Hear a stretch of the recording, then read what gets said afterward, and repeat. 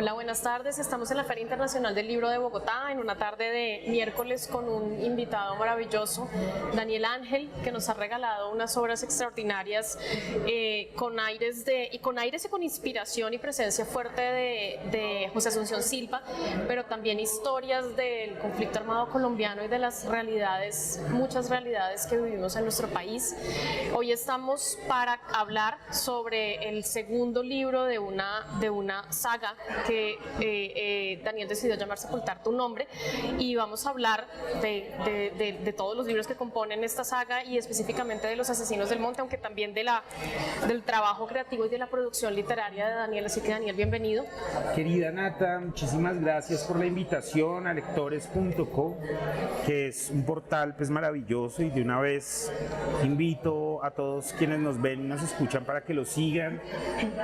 Nata, pues contento de nuevo en la Feria del Libro, feliz porque cada vez veo como más público juvenil, y me parece muy chévere pues que se acerquen y demás.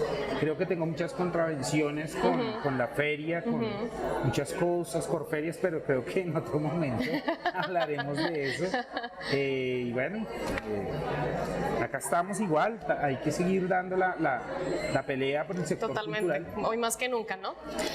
Bueno, Daniel, siempre me surge a mí como lectora la inquietud cuando leo historias tan poderosas. Siempre me pregunto en qué momento alguien decide que todo lo que tiene en su cabeza y todo lo que quiere contar ya es momento de contarlo en un libro. Uno le rondan muchas veces muchas cosas, pero creo que hay un momento de clic donde uno dice, ok, ya necesito sentarme a escribir.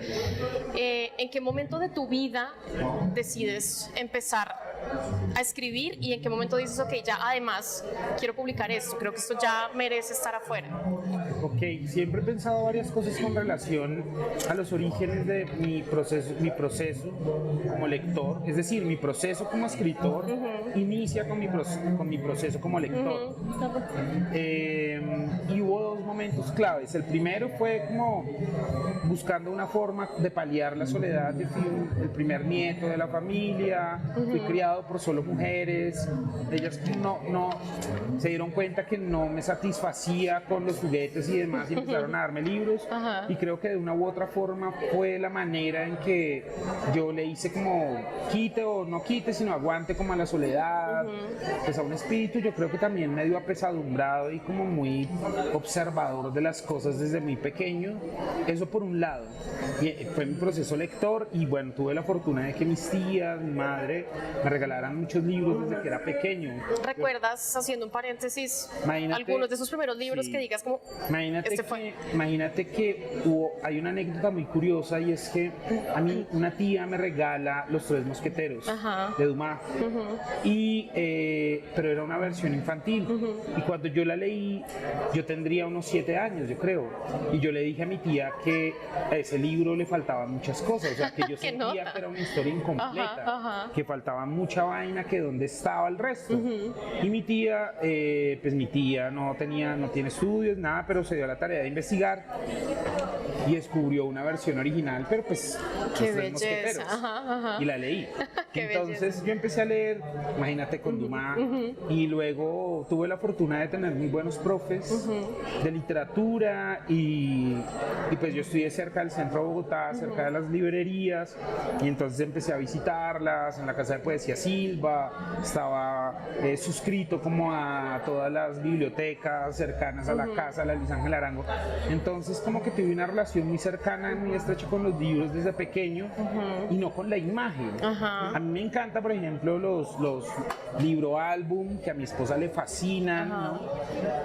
Los cómics a mí me gustan, pero no son de mi preferencia. A mí me gusta el bloque, el texto, el texto crudo. Entonces creo que es una relación desde pequeño.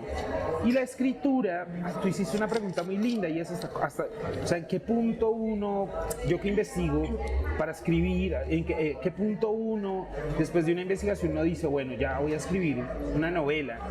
Pues yo creo que hay una cuestión muy bella con la ficción y con la ficción narrativa especialmente, y es que siempre hay un montón de preguntas, ¿no? Sobre la existencia, sobre lo que uno hace, las cuestiones éticas, como uno, pues, digamos que va por la vida, sobre las condiciones de nuestro país, que además es tan complicado, sobre la propia historia de nuestro país, Nata, que tú sabes más que nadie que la historia de nuestro país es un relato único, un relato pues narrado por el vencedor, y siempre a mí me ha quedado la pregunta ahí, ¿en dónde están los relatos de los campesinos, el de los vencidos? Como le pregunta Walter Benjamin, ¿en dónde está el relato de los analfabetas, de los indígenas? Entonces, cuando todas esas preguntas yo ya no las puedo responder, escribo el libro, pero escribo el libro para abrir más la pregunta, porque yo siempre he creído que una novela o cualquier literatura no da respuestas a nada, absolutamente nada, ni debería, no es su deber ser, ¿no? Entonces creo que es ese asombro frente a la realidad, ese asombro frente a la historia, ese asombro que de pequeño te digo que lo tenía, esa capacidad de observación, cuando yo decido, no, bueno, voy a empezar a escribir. Empecé a escribir, por supuesto, historias de niños, poesía, hacer plagio de Rafael Pombo, de Samaniego, pues claro, pues, plagiamos, y pues qué maravilla, no es Sopo. Entonces sí fue muy, muy bello, porque yo no podía entender cómo al leer se construían esas imágenes en el pensamiento, como una suerte de mito de la caverna de Platón, ¿no? ¿Cuál es ese proceso para que eso que transcurre en la realidad se pueda crear unas imágenes en el pensamiento? Entonces, digamos que es eso, la pregunta, la duda, asombrarse frente a la realidad, estar muy, muy pendiente, ser muy perceptivo de lo que ocurre, de la forma como ocurre, del modo como discurren las personas, de sus reacciones. A mí me gustan mucho esos autores, ¿sabes?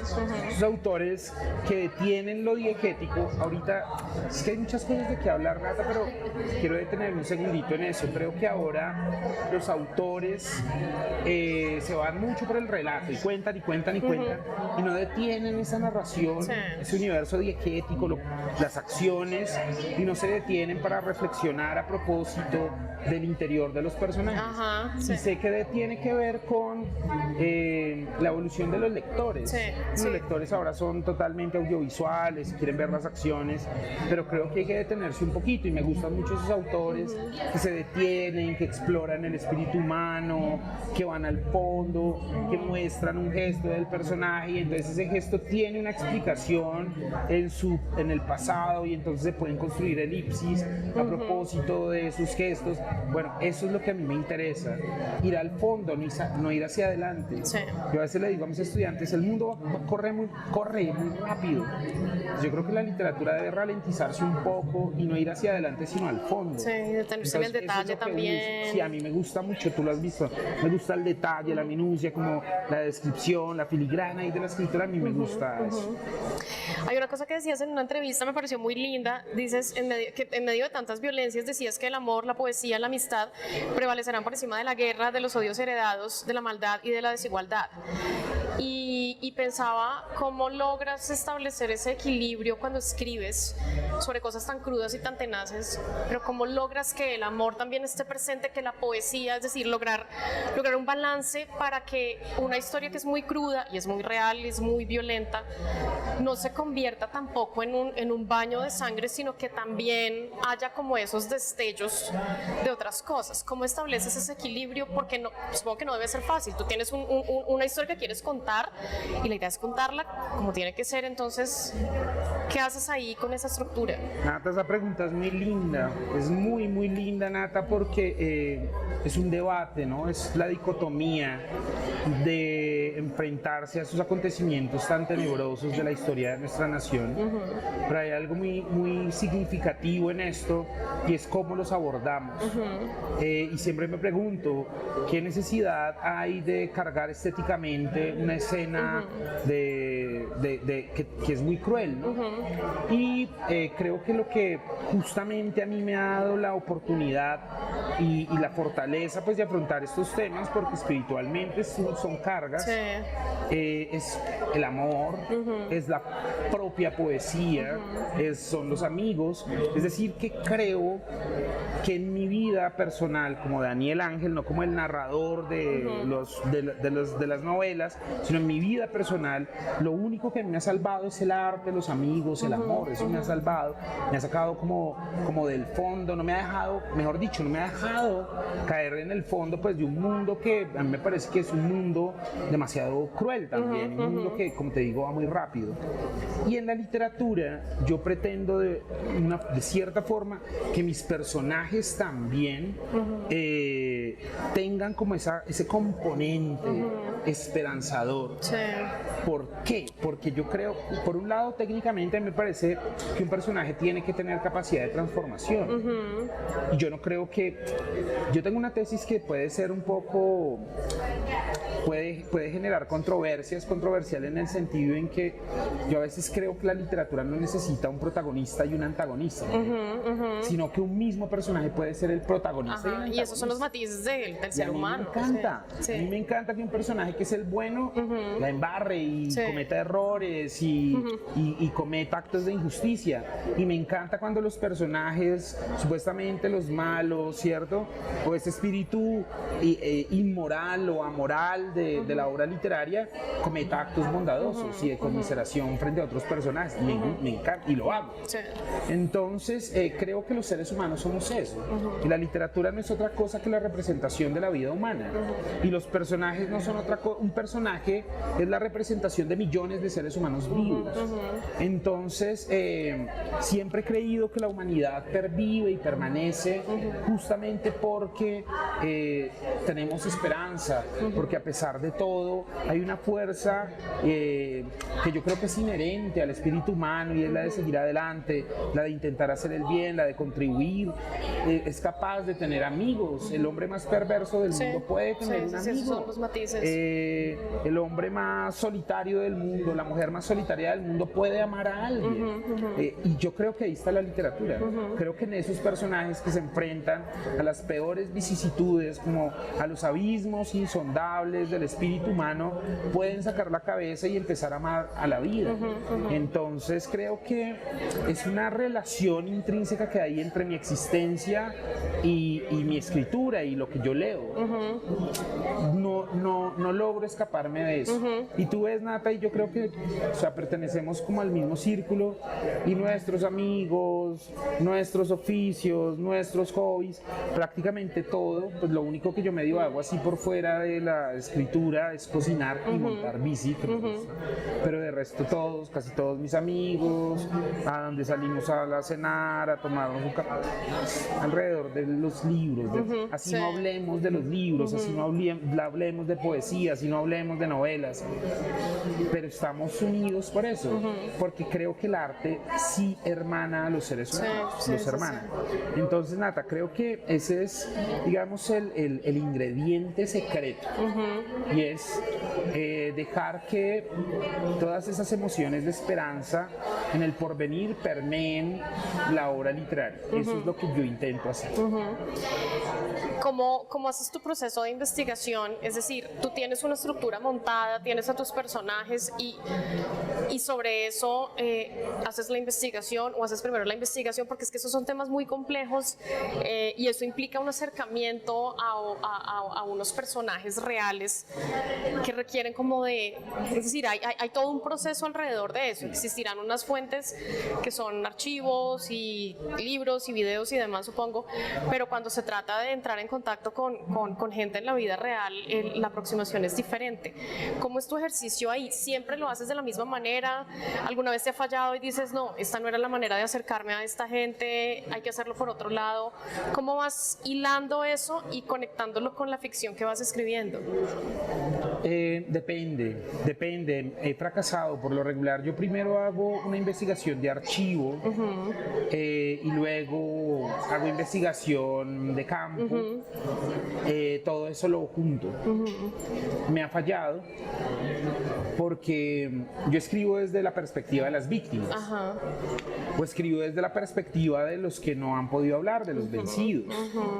Que necesariamente un vencido no significa que sea una víctima, simplemente que dejó pasar también de lado, es otra forma de ser vencido, fue el silenciado, bueno.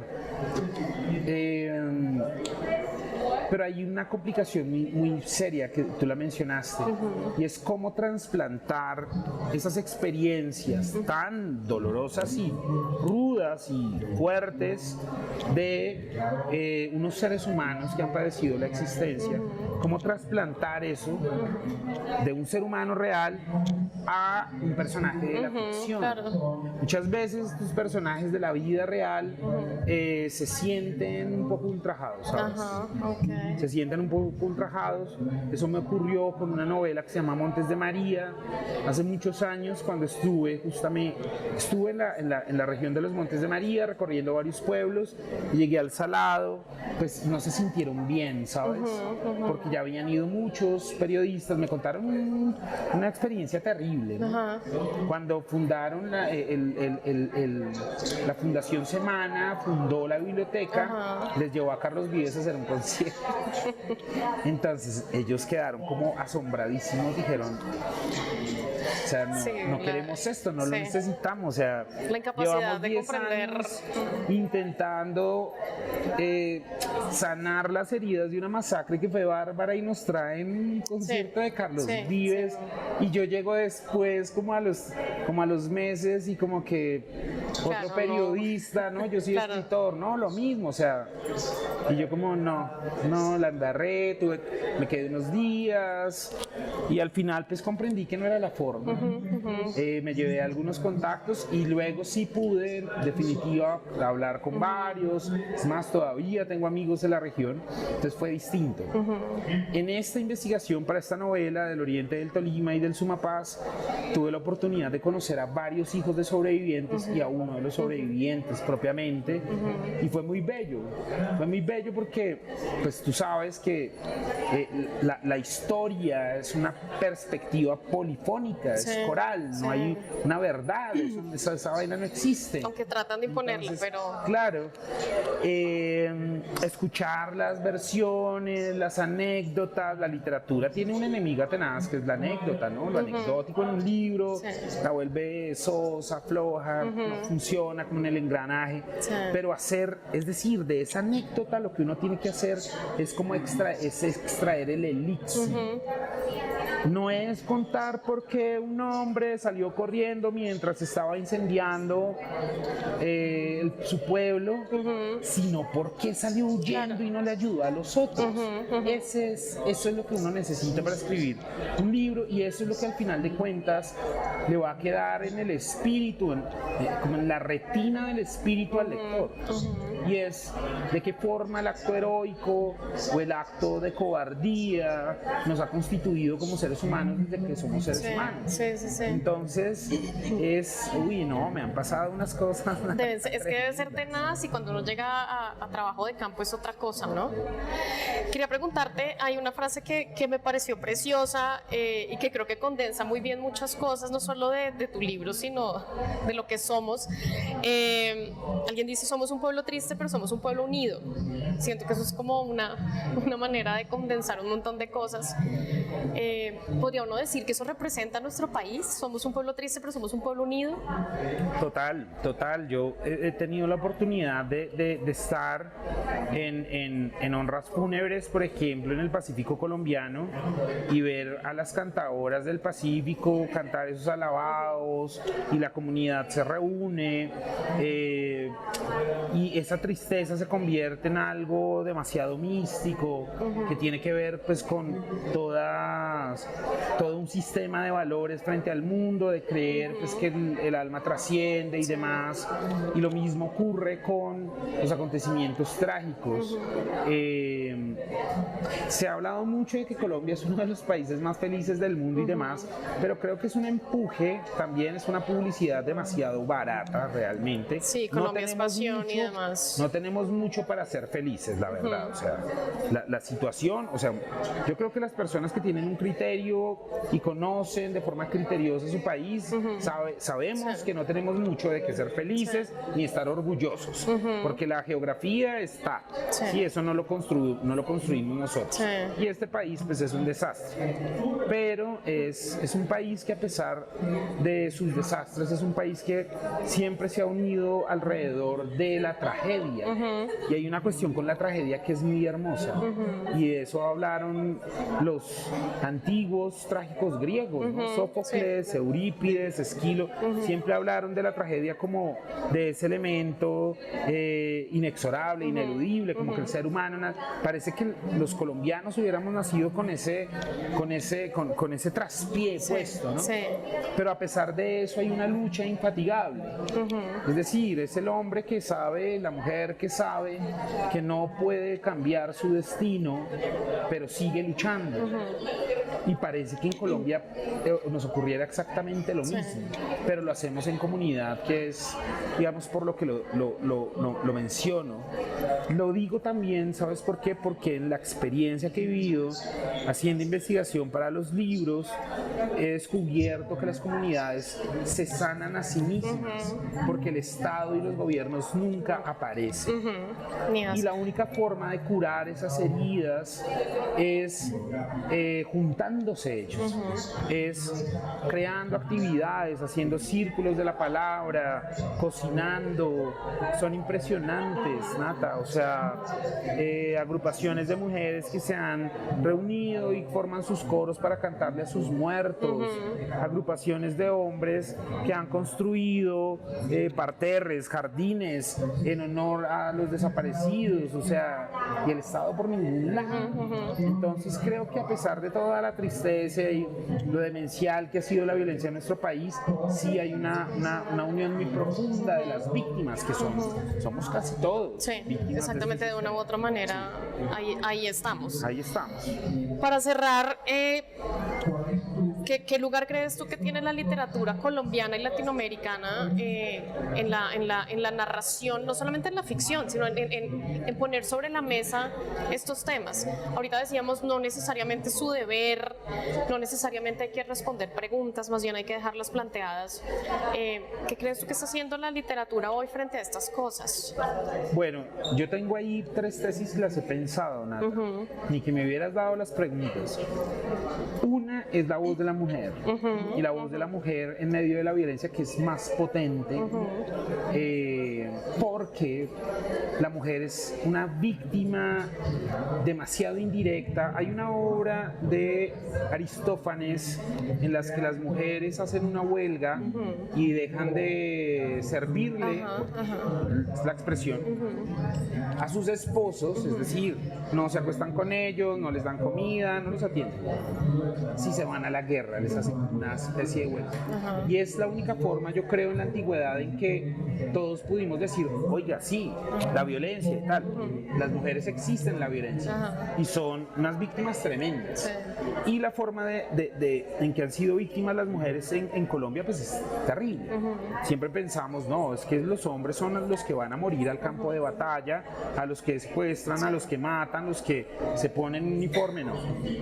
Hay muchas formas, son viudas, son huérfanas, ellas mismas han peleado muchas guerras, y en las ciudades también hay una perspectiva pues también muy pobre del papel de la mujer en medio de la violencia en Colombia. Entonces creo que ahorita, y las escritoras colombianas creo que tienen una potencia tremenda, yo me asombro, no no por lo que ellas escriben, sino porque me parece que estábamos como tan enceguecidos sin pensar en esos relatos que ellas nos están contando, y yo digo, oiga, tremendo, o sea, como por tantos años dejamos pasar esos acontecimientos, porque dejamos que eso ocurriera y no volvimos a prestarle atención, nunca estuvimos atentos.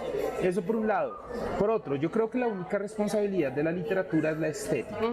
O sea, yo no creo que los escritores seamos responsables de contar ni siquiera nuestras naciones. No es obligación, ni siquiera del periodismo, ni siquiera de los cronistas, ni siquiera de los narradores, ni de los poetas. Ahora bien, hay muchos que sentimos como un llamado con nuestra historia y con nuestra realidad, con nuestra historia reciente. Me parece fantástico que lo hagamos. Y creo, pero sí estoy convencido de que la poética de los escritores colombianos es demasiado nostálgica, en tanto si hay un germen de tanta pérdida y perfidia con la que hemos sido cultivados y cosechados. Uno lee la poesía, la narrativa, el teatro, y tiene ese toque. Por más que el escritor diga, no, yo voy a escribir sobre otra cosa, cualquier otra cosa, siempre está ese paraíso perdido, ni siquiera es el paraíso perdido, es como el paraíso prometido, que todos siempre hablan de la belleza geográfica de Colombia, pero que nunca ha podido ser por nosotros mismos. Que no se completa, ¿no? Que no se cierra ese anhelo. No hemos podido, es un anhelo tremendo. Y no, yo leo estos autores, hay muchos autores colombianos que yo admiro y que amo su literatura. Menciónanos 2 o 3. A mí me encanta, por ejemplo, la obra de Evelio José Rosero, me parece fantástico lo que él ha hecho. Me gusta mucho la obra de Tomás González, me gusta mucho la obra de Fernando Vallejo, de los vivos, ¿no? De los muertos, pues yo soy un fan número 1 de José Eustacio Rivera. Hay muchas obras, por ejemplo, de escritores jóvenes. Vanessa Londoño me parece una autora tremenda, Diana Ospina-Bando, Diana López Zuleta, Paul Brito, Andrés Mauricio Muñoz, Don Jairo Junieles, en la escritura periodística, Juan Camilo Rincón. Mejor dicho, yo creo que tenemos un abanico tremendo. Me gusta mucho la obra, por ejemplo, de Felipe Solano, de Orlando Echeverri. O sea, creo que hay autores con una fuerza, Juliana Javier, o sea, hay autores que son súper potentes. Margarita García Roballo, o sea, hay unas voces espectaculares. Esa es mi segunda tesis.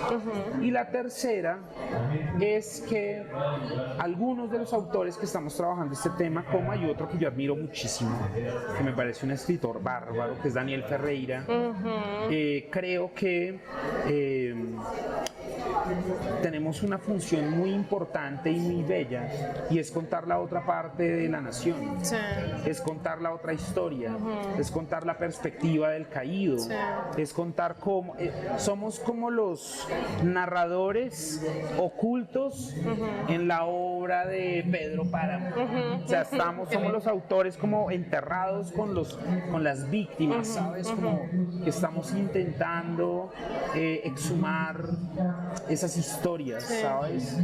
Y me parece muy bello porque lo que estamos haciendo es un acto de rebeldía frente a una memoria oficial, frente a una aristocracia intelectual, una aristocracia que con mucha violencia también nos han impuesto un relato, y un relato que es muy, muy injusto con tantas personas que han sufrido en el país. Entonces creo que para Latinoamérica estamos dejando un montón de cosas, y sin temor a equivocarme, yo creo que la literatura colombiana, la literatura, los poetas, los dramaturgos, los novelistas, los cuentistas, están dejando en alto y están mostrando una perspectiva además muy amplia de lo que somos como nación y de lo que pensamos como sujetos atrapados en un mundo y también pues en un contexto que tuvimos la oportunidad nosotros, los de ahora, de por lo menos ver firmado un tratado de paz. Sí. Entonces, bueno, creo que hay unas responsabilidades y esas responsabilidades están con seguir escribiendo.